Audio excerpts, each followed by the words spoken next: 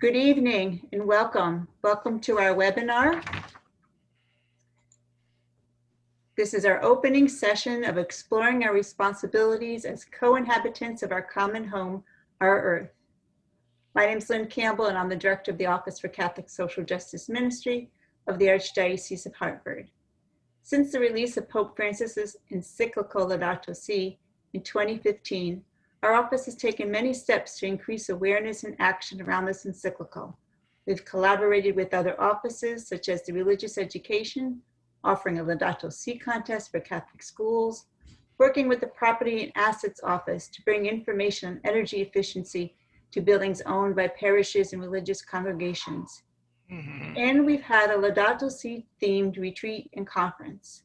We also created a Laudato Si team, which has shared many resources which you could find on our website. This year, members of our team have offered to help us celebrate the Laudato Si anniversary year claimed by Pope Francis by offering a webinar series to further examining the teachings of Laudato Si on care for our common home. Tonight's presentation will be offered by our Laudato Si team leader, Sr Ruth Rosenbaum. You might have noticed that your email reminders for this event came under Sr Ruth's name. That's so that you will be able to send any questions you have before or after any of the webinars in this series directly to Sr Ruth. Sr Ruth holds a Bachelor's of Arts and Master's of Arts in Biology from Hunter College, New York, a Master's of Arts in Religious Studies from Manhattan College, New York, and a doctorate in social economics and social justice from Boston College. So her knowledge and understanding of science, religion, and social justice so wonderfully aligns with the key principles in the Pope's encyclical. We're very grateful to have her present with us this evening. Just a reminder that we are going to be using the Q&A box, not the chat feature, not the raise a hand. So throughout the presentation, you could type in your questions and Sr Ruth will answer them after her presentation. This time, I'm going to introduce one of our team members, Maureen Bagnini, who will be leading us in the opening prayer.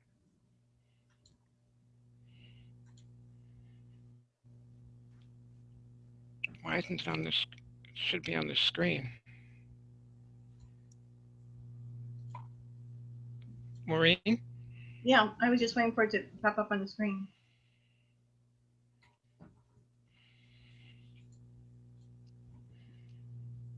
Good evening, everyone. I'm going to read for you this evening a prayer for our earth written by Pope Francis. All-powerful God, you are present in the whole universe and in the smallest of your creatures. You embrace with your tenderness all that exists. Pour out upon us the power of your love that we may protect life and beauty. Fill us with peace that we may live as brothers and sisters, harming no one.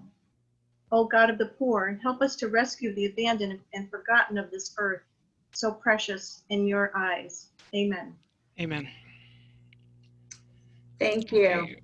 Thank you. And so before we get started with Sr Ruth, I thought it'd be fun to see how much you know about the encyclical. So on your screen, I'm going to pop up a poll and let Sr Ruth know, what do you know about this encyclical? Are you familiar, somewhat familiar, or unfamiliar?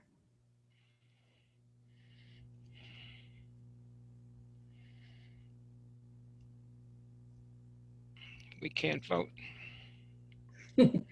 No, we can't vote.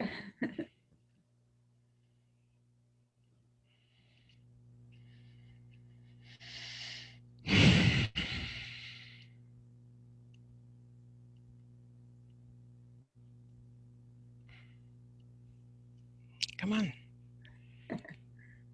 Okay, well, coming in, it certainly looks like people are somewhat familiar, not very familiar, but most people attending here are somewhat familiar with the encyclical. So that's great. I think by the end of tonight, you will be more familiar with it. Using up my time. Okay. Okay. It's pretty good. Take it away, Sr Ruth. Okay, share screen, pull up presentation. Oh, here it is. I'm sorry. It's not. Oh, there it is. Okay. What we're going to do tonight, all right, is take a look at what does it mean to look at the things that we know, not only from our personal experience, but what happens when we look at the entire world. So this session is called There's Only One World, the Mess We're In, and How Did We Get Here? All right. Before the encyclical, if you remember, everybody was talking about climate change, climate change, climate change, what it is, how to fix it, yada, yada, yada. And everybody thought that that's what the encyclical would be about. All right. It was. But Pope Francis asks us to look at the look at the information in the encyclical in the following way. He said, don't look at things as itemized pieces of information, but look at things systemically. Understand how we're all connected, how everything is connected. Be willing to take a look at the sources of power that any of us have to bring about change. Take a look at the link between climate change and global poverty. Most especially look at the root causes. You know, people are hungry, so you feed them and you feel good about it. But what do we have to do to change things so people are able to feed themselves and their families? And then Francis asks us to work for systemic change. And in this way, address climate change as we're doing each of the above and all of the above. It doesn't mean that everybody has to do everything. But because we work as a community, it means each of us ought to be doing something. So some reminders, all right, the basis for all of this. First, there's only one world. Now, usually, I'm hoping you'll be able to see this, all right? I use this ball when I do these presentations right with people, all right? And what I say to people is, is anybody here able to see the whole thing at the same time? And the answer, of course, is no. Nobody could see the whole of anything that's round, like our world. That's really what's important to remember. There's only one world, and it's a globe. Everything's connected, but we can't see everything unless we have the help of other people. And not just the people that are close to us or the people that we're used to talking to, but how do we get the information, the ideas, the experiences from people in other parts of the world? The second very, very important thing is to remember that time is linear and not cyclical. Now, there are a lot of things in our society that kind of make us think that time is cyclical. All right, what we don't plant in the garden this year, we can plant in the garden next year. The weight we don't lose during Lent this year, we can try to lose during Lent next year. But the reality is that time is linear. We get older. No one can grow younger. And unfortunately, we cannot go back in time and undo a lot of the damage that was done. The important thing is not to say, oh, we can't do things, but how do we work to learn from our mistakes, fix what we're able to fix, and then not make the same mistakes over and over again to do better the next time? The question really is, how do we learn from the past and move forward? All right. We need to learn to work from the learnings from our mistakes.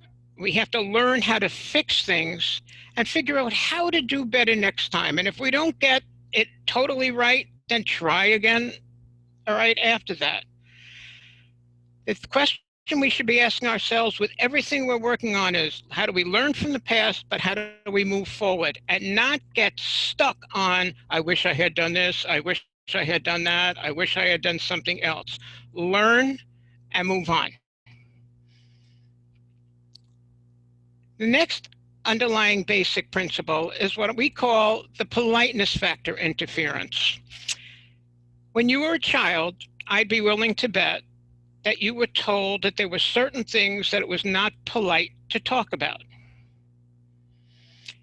And if there are people in authority who are saying things, well, it's not polite to contradict your elders, or it's not polite to contradict what somebody in authority is saying, and so on. The truth of the matter is that so many of us are learning so many things throughout our lives. Our children are learning things throughout their lives, that we have much to learn. And if we get stuck with being polite, all right, we're never going to be able to learn these things. So the question I would ask you to ask yourself pretty much every day is, how do you give yourself permission to talk about the stuff that's difficult to talk about? All right. If we had a lot of time, I would tell you about some of the things my high school biology students would ask to talk about. But anyway, all right. The next thing is to realize that no matter what we're talking about, we have to look at the local, and then look at the global, but then go back to the local. All right, we have one set of water, we have one set of land, we have one set of air. In the natural evolution of things, through use and reuse, there have been natural cyclical cleansing mechanisms that have been working for millennia. The problem is that a lot of that is no longer working. Why?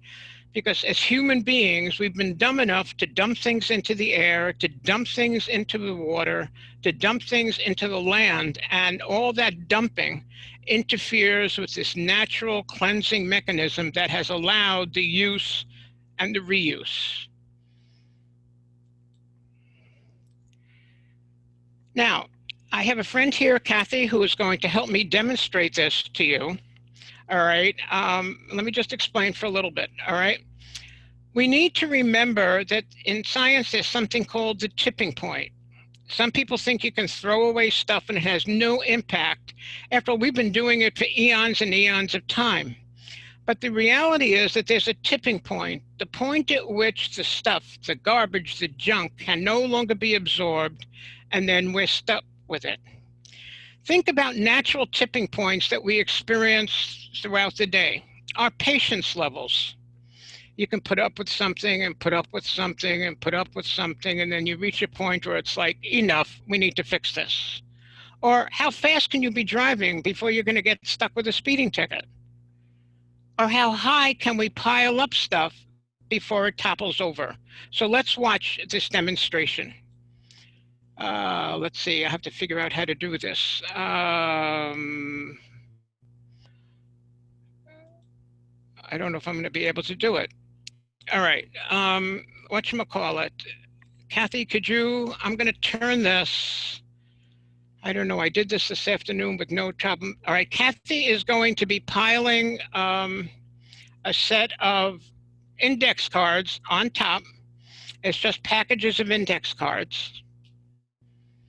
All right, and just smooth it out so it's nicely stacked and so on. All right, and keep piling. Right now we have 2, 4, 6, 8, 10, 12, 14, 16, 18, 20, 22, 23, 26. All right. I'm sorry that I can't make this larger to see. I don't know what I'm not doing. All right, and then all of a sudden, it falls over. That's what the tipping point is. It's the point at which no more can be added, no more can be done, no more can be absorbed, no more can we make room for without shutting down or ceasing to function properly. I did a session for faculty at one of the schools at St. Gabriel's in the Archdiocese, all right? And I did this demonstration with the index cards and I piled things up and it got to a certain point and it fell over and I said, would anybody here like to do it? And a number of the teachers raised their hands, but the principal said, oh, I'd love to do it. I said, why don't you come up? And so she piled them one by one, tapped them nicely, neatly, and all the rest of it, and got pretty much to the exact same point that I had gotten, and it began to shake back and forth, and then she put one more on and the whole thing fell over. This is something that happens naturally, all right, in the natural world out there, that it can only absorb so much. So we need to keep in mind what a tipping point really is. It's the point at which no more can be added, no more can be done, no more can be absorbed, You can't make room for any more without shutting down whatever the process is or ceasing to have it function properly. And if our natural cycles, all right, are not functioning properly, then we're not going to be able to be sustaining life on Earth the way we have. So let's take a look at the root causes of the environmental mess. It's really important to not just look at the immediate causes, but looking at the deeper or more deeply at the real root causes. I would suggest here at CREA, we've developed this expression, CUI BONO, who benefits. In fact, we've made CUI BONO pins, all right? And if any of you would like one, just send me an email and I'll send it to you. CUI BONO means who benefits. And instead of saying, I like that idea, I don't like that idea, ask who is going to benefit from it. And if you can't come up with who's going to benefit from it, then why do it? And it's really amazing how many ideas that really sound good, when you look at them, you really can't find any benefit to them. It's kind of bizarre the way it happens, all right? The next change that Pope Francis talks about, and this is one of the most important, is the change in the value of being a human being, or being a person. And this is not only being in factories or in the fields, but Pope Francis introduced, it was probably the only absolutely new thing that was in the Encyclical, and that's called the technocratic paradigm. And that is, he uses that expression to describe when being a person, all right, when going from being a person to being a component of a profit-making process or system. That's what he calls the technocratic paradigm. All right, and you'll notice on each of the slides there are numbers on the bottom. Those numbers are for each of the sections in the encyclical. So you can go back and read exactly what Francis wrote about it. All right. This is a very important point. Now, what's a paradigm? It's a framework. It's a way of thinking about something. It has some basic assumptions that normally people go along with. And it's a methodology that's commonly used by different members of a group. So we have scientific paradigms. You have, if you're in construction, you have certain paradigms that you use if you're going to build a house and so on. In medicine, there are certain paradigms. They're basic assumptions that serve as a basic for other work. All right. The technocratic paradigm that Francis gives to us is driven by technology, and it changes each of us from being just human beings, from using technology to assist us, to describing us as what is being done is designed and driven by technology. In other words, we become a tool for profit making. With this, the value of the human being changes.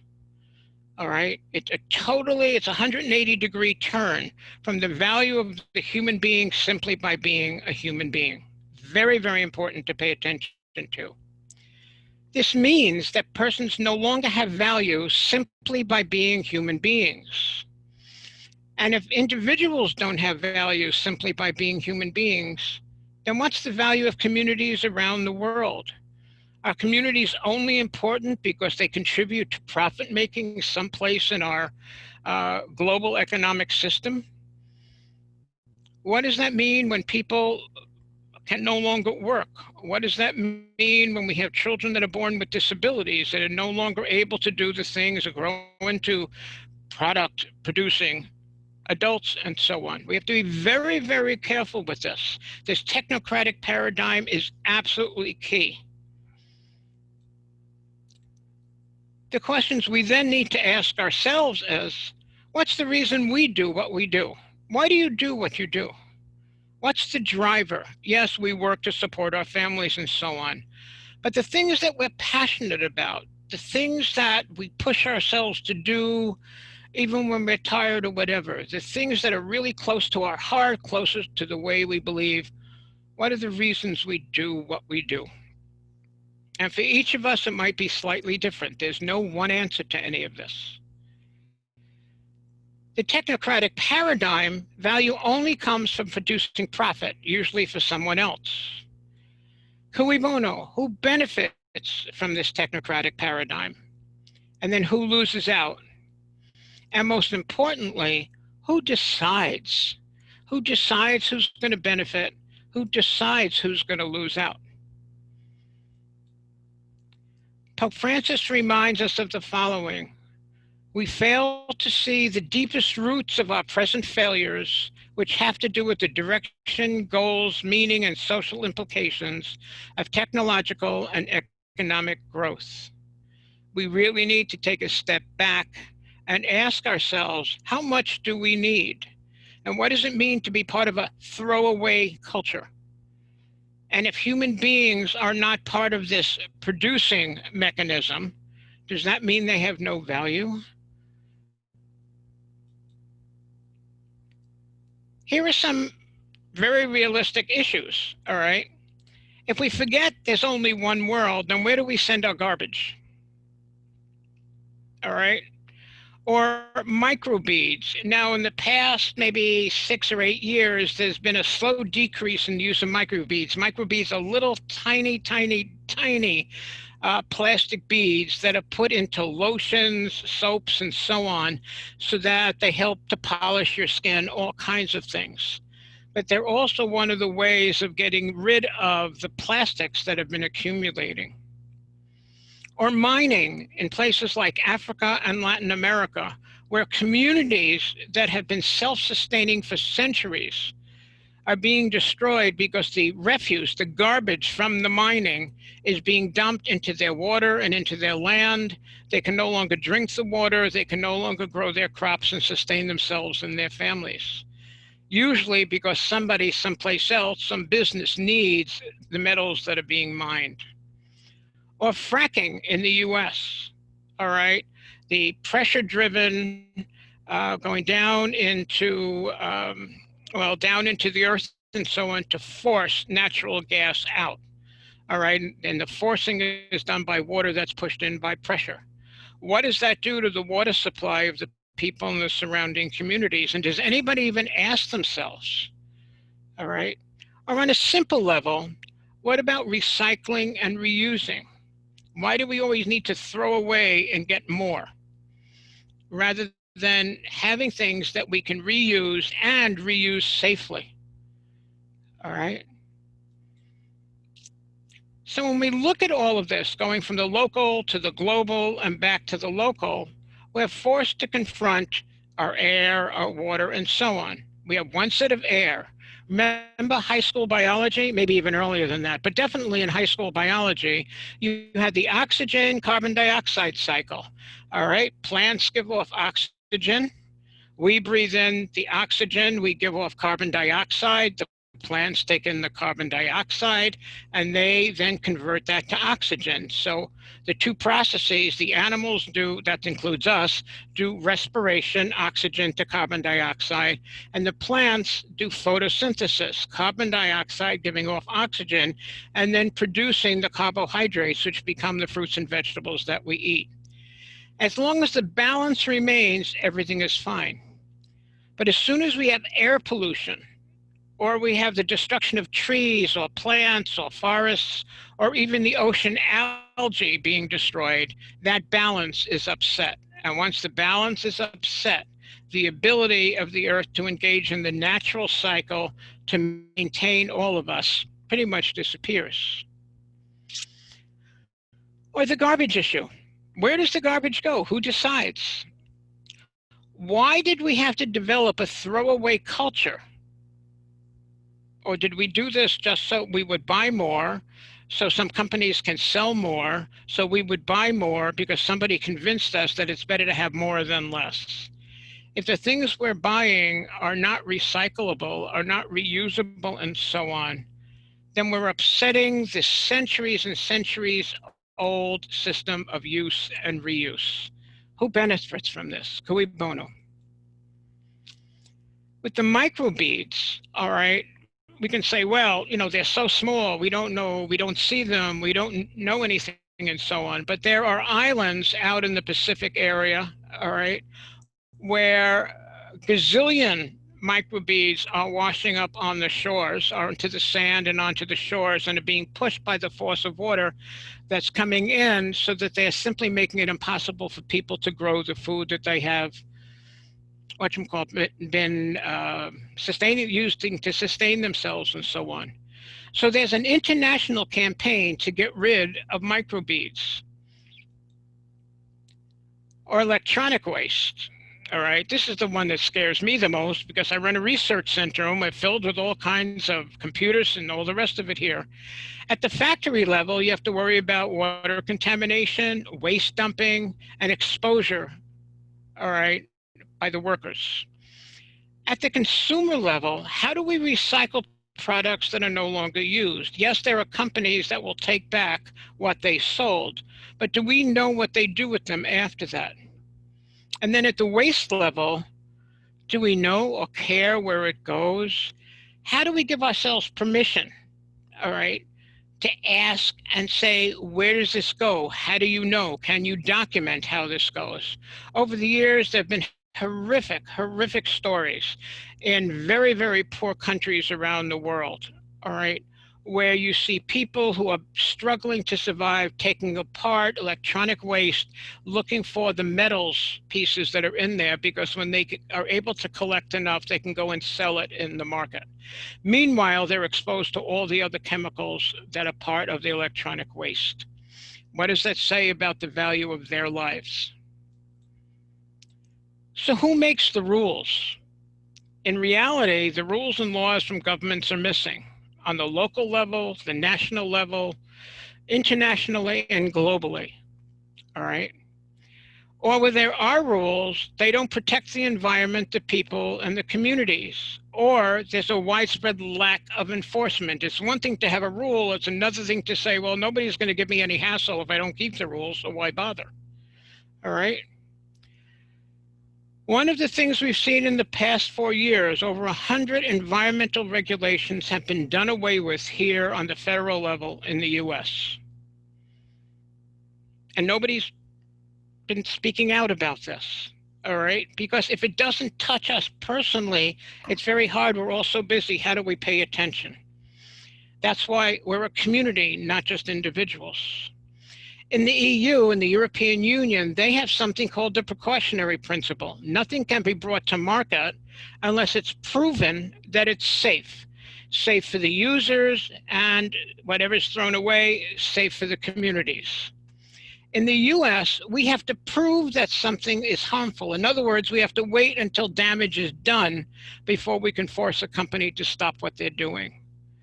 All right.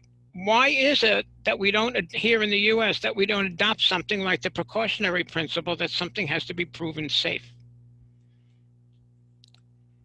If somebody says that he or she doesn't believe in climate science, honestly, folks, it doesn't make it go away.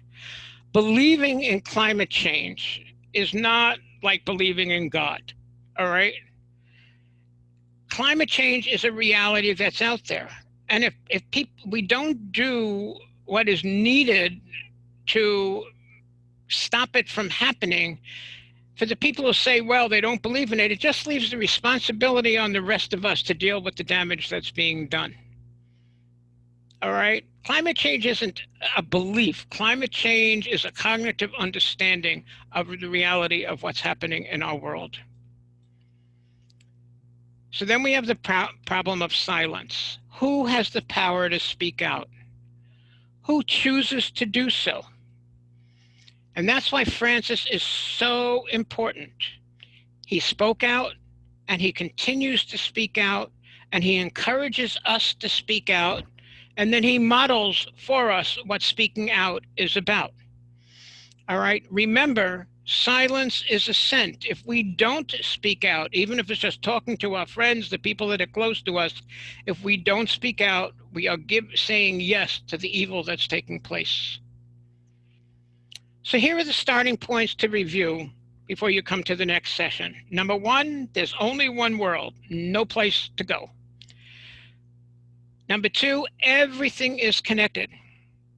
Number three, we need to look at the root causes, not just the quick fixes.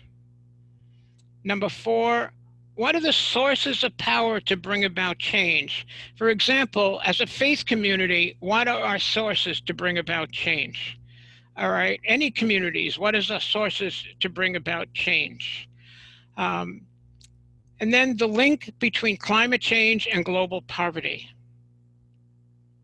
And most important, or one of the most important, to work for systemic change, not just address on the edges, but how do we find, fix, and then work to prevent?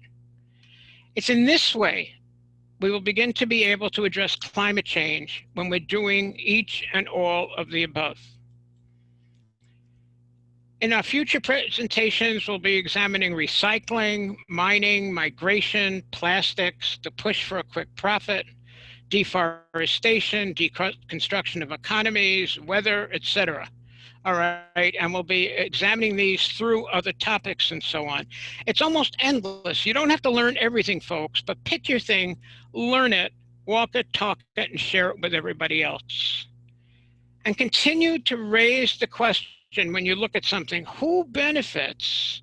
And then most importantly, who decides who's going to benefit? Because if we decide who's benefiting, we are also deciding who's left out from the benefit. The change in the value of the person is not only in factories and in fields, but it goes from being a human being being changed to being part of this technocratic paradigm, the profit-making process that Pope Francis has given us. And if human beings no longer have value simply by being human beings, then what's the value of communities anywhere around the world? What's the value of your community? What's the value of my community? It's scary to think about.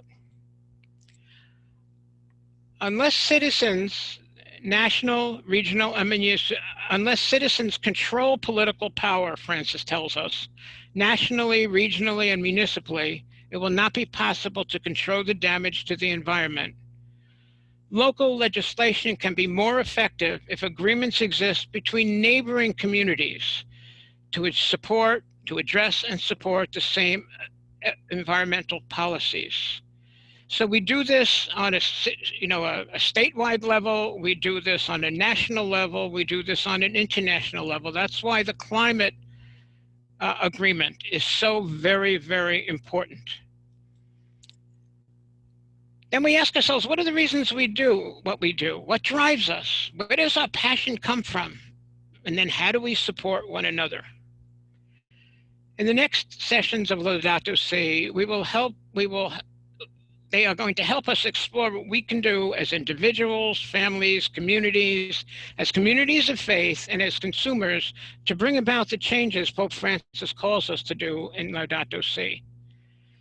Take the time to read the Encyclical. One of the very exciting things about it is that it's probably the only church document that's written in regular language. Most of the church documents, even Fratelli Tutti that just came out, is written in yada yada, well, church yada yada speak and so on. Laudato Si is everyday language, all right? There are a couple of places where you can go for more information, and if you want to contact me, either my own personal email address or crea@crea.org. Happy to do whatever I can to be of help. This is just the beginning of our series. One thing I can promise you, it will never be boring. Thank you. So, Lynn, how do we, yep, okay. All right. All right. Thank you, sister. And it's a lot to absorb, so. It sure is. It sure is. But thank you for reminding people to read it, because it is a very easy to read Encyclical. So we have one question here about the precautionary, right? How do you determine if something's precautionary or not? All right.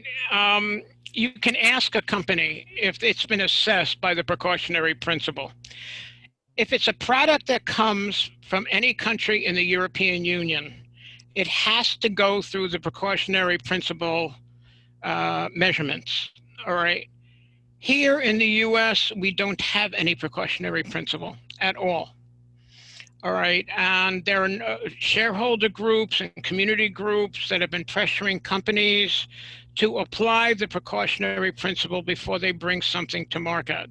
It's very, very, very slow going. All right. But you know what?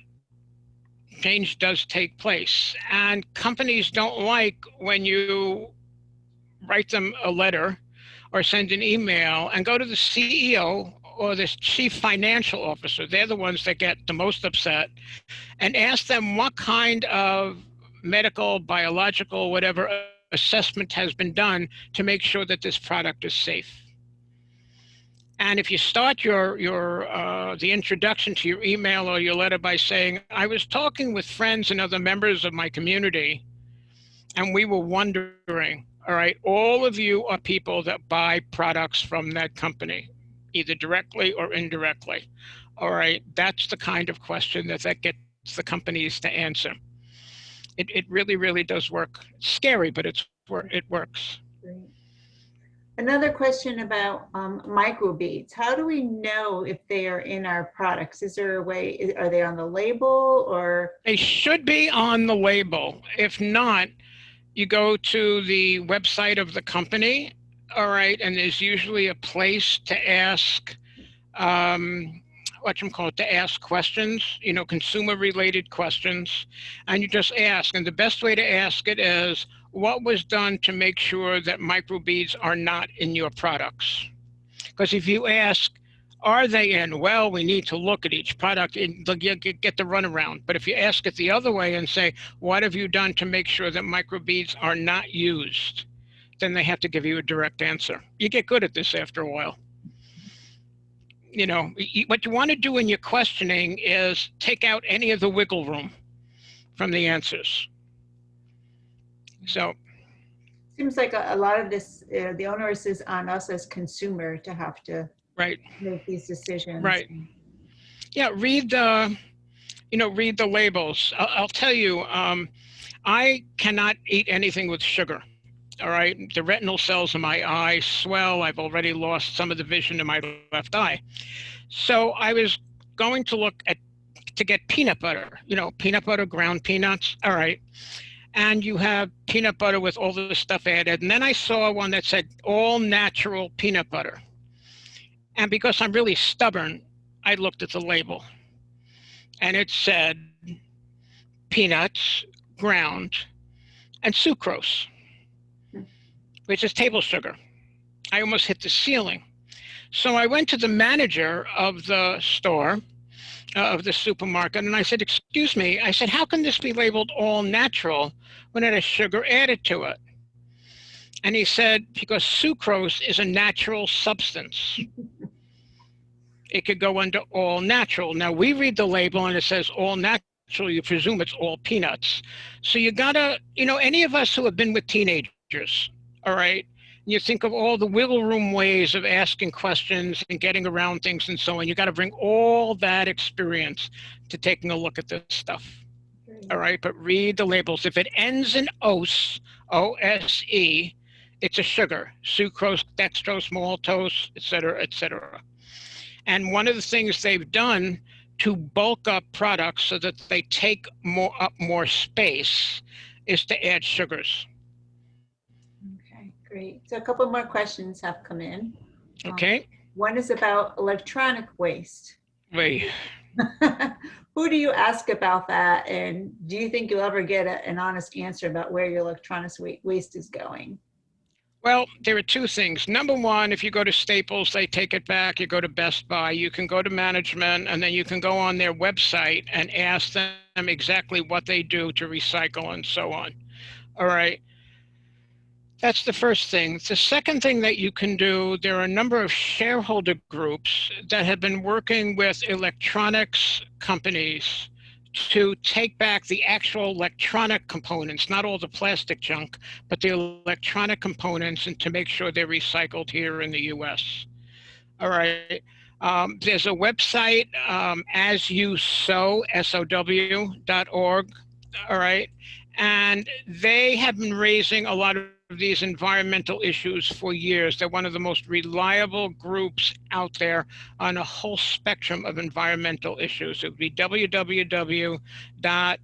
It's either AYS or asyousow.org. All right. And if you have a problem with that, just get back to me. Yep. Okay, great. Yeah, because they keep changing it from as you sow to, at one point they had it as ays.org. So, but usually it just takes you from one to the other. But Great. they have some of the best information out there. And you can write to Microsoft. All right. There are shareholder groups. They have, shareholder person who's responsible communicating with shareholders, people in the community. What do they do? You ask very direct questions. You know, you don't have to. One thing that drives me batty is people say to me, how can I ask a question if I don't know the answer? And I said, you don't have to know the answer to ask the question. You just need to be able to take the time to understand what the answer is going to be. And if you don't understand the answer, let me know. There are a lot of other people. We'll see what we can do to help you. All right. Great. Okay, so here's a big question. Uh-oh. In a collective way, how can we effectively bring together our efforts and individual initiatives to combat our problem, the climate change? So how do we work collectively? I think there are a lot of little things that you can be doing that if everybody did, it would have a positive effect. Number one, to stop using plastics. All right. There were a whole host of, you know what, if anybody's interested in this, how about if I send you, we have some documentation on this, things that you can do and so on to affect climate change rather than this will go on for forever and so on. But number one, don't use plastics. All right. Number two, don't waste water. Okay. Number three, don't put any fertilizers on your garden. Use natural fertilizers, compost, things like that. All right. If you're buying a car, look for one that is the most fuel efficient that's out there. Pick the thing that you're able to do that'll give you some energy to try an additional thing, and then share the information with each other and support one another so that we don't give up. It's very, very hard to see the results of what we're doing. All right. But just to tell you a true story, in the 1990s, all right, there was a report that came out from a factory in El Salvador. It was called Mandarin International. And it was about terrible labor problems there and so on. And one of the brands that was having products produced in the factory, they didn't own it, they didn't operate it, but they had products produced in the factory, was Gap. All right. So we started a campaign to get Gap. I was part of a group that started a campaign to get Gap to set up what was then called independent monitoring in the factory. To have somebody from the outside come in and monitor so you wouldn't have any abuse and any harassment of the workers and so on. All right. We had a conference call. I remember being at some other kind of conference and being in my hotel room and being on this conference call. And what we decided to do was to have high school and college age students the week before Thanksgiving write a letter to Gap saying, in the past, I have always liked to receive and give Gap products for Christmas, Hanukkah, Kwanzaa, whatever. But this year I am telling family and friends I'm not going to do anything with Gap until Gap sets up independent monitoring. This was sent the week before Thanksgiving. It came in just before Thanksgiving. What's the biggest sale day of the year? Black Friday, the day after Thanksgiving. All right. On the Monday after Black Friday, the Monday after Thanksgiving, the memorandum of understanding was signed with Gap when they agreed to set up independent monitoring down at the factory in El Salvador at Mandarin International. And I know because my signature is on the contract. I was part of the group that set it up. All right. That began a whole process of setting up what's called social auditing practices in factories to protect human rights, labor rights, women's rights, to make sure that workers aren't exposed to chemicals and all kinds of things. So this idea of writing a letter, one letter from a person, collectively, then put pressure on a company, which then spread to so many other companies. All right. We need to look at things, both what's right in front of us, but also look at things as they're able to grow, to try to do things to bring about change, learn from things that don't work, and continue and expand the things that do work. All right. And some of the people in the chat room have been putting up things, about cars that you drive, all kinds of things like that. Individually, there's individually, there are all kinds of practical things that can be done. You don't have to do everything all the time. Choose one, all right, and learn it, walk it, talk it, do it, and when you're comfortable with it, then expand, all right?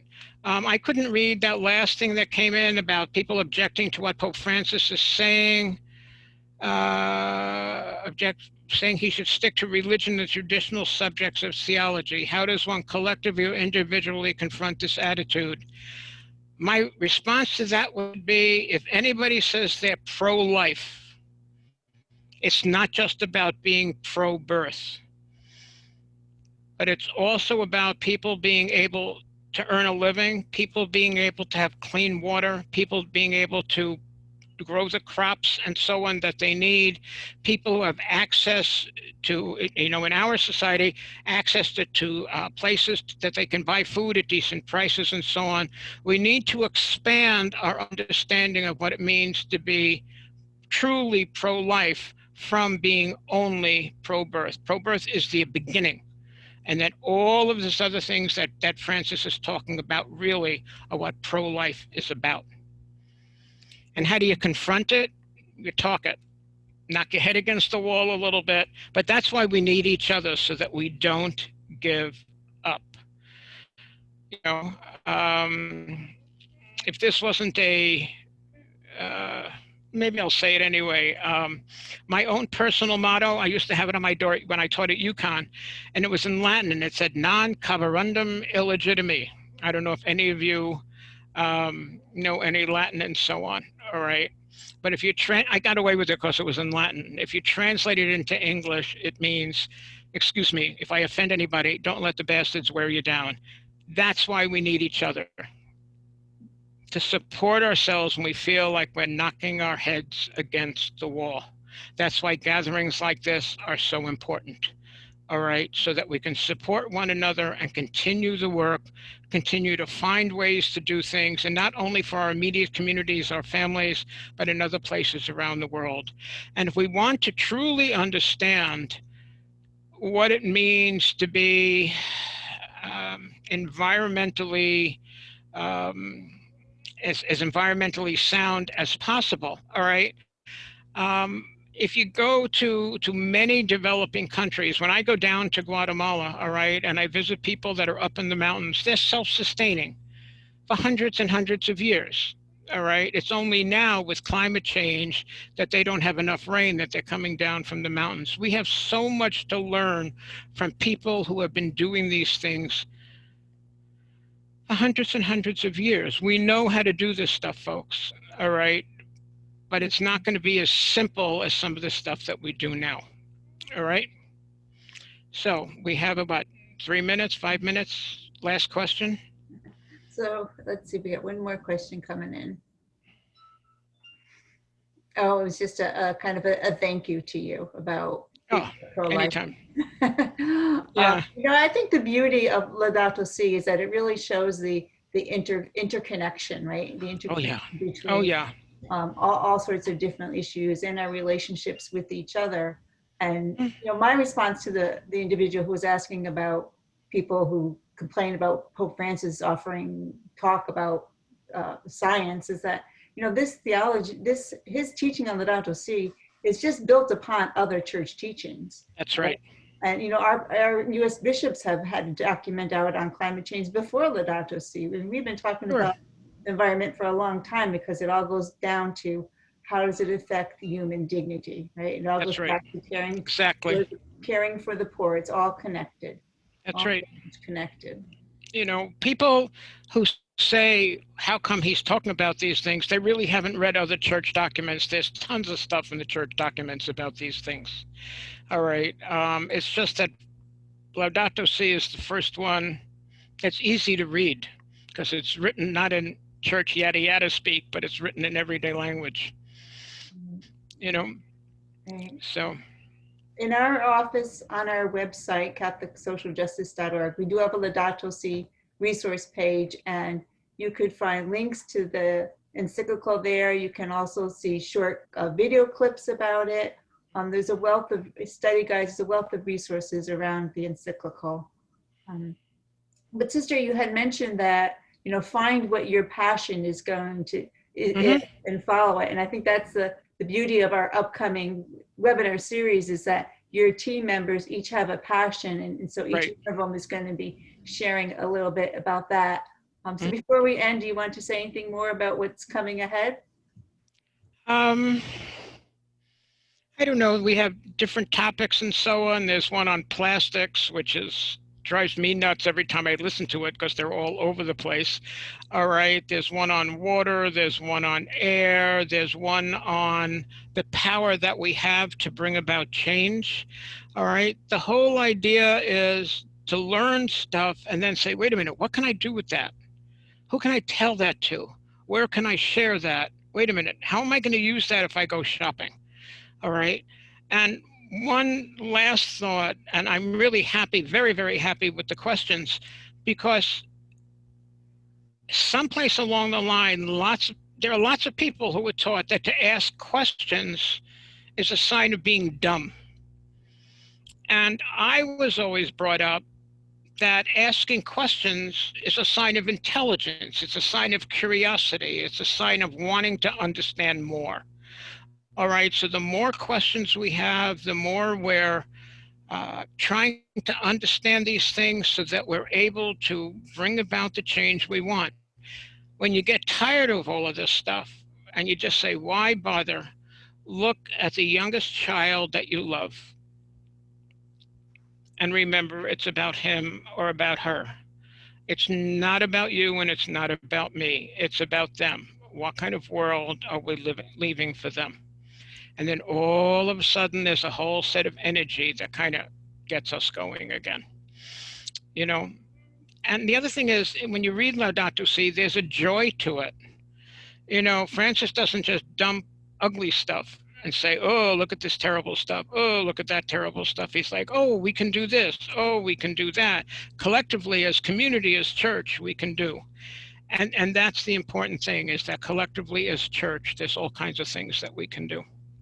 That's As right. community. Laudato Si, praise be, right? It's a Amen. Amen. It's from the prayer of St. Francis. So, okay. yeah. So thank you so much, Sister. Thank you. Oh, my pleasure. Okay. All right. Maureen is going to lead us in a closing prayer. Is that Yep, now, or do you have yep. anything else first? I'm just going to remind folks that the next webinar is on November 19th. After this presentation, you'll get a reminder so that you can register for that. That's with Jennifer Schultz, who is a lead teacher at St. Gabriel School in Windsor, right? She'll be talking about ways that we can engage in the political process and what is our obligation to participate and influence policy. So then we'll take a break in December, and then the series will start up again in January. Right. So. Okay, thank you. So thank you everybody for joining with us, and Maureen is going to end us in prayer. Maureen? I'm here. Pray away. Thank you everyone for attending this evening, and I'm just going to finish with another prayer from Pope Francis, a prayer for our earth. Bring healing to our lives that we may protect the world and not prey on it, that we may sow beauty, not pollution and destruction. Touch the hearts of those who look only for gain at the expense of the poor and the earth. Teach us to discover the worth of each thing, to be filled with awe and contemplation, to recognize that we are profoundly united with every creature. Encourage us, we pray, in our struggle for justice, love, and peace. Amen. Amen. Amen. And thank you, everybody, for coming tonight. Thank you. Have a good night, everyone. Good night. Be well.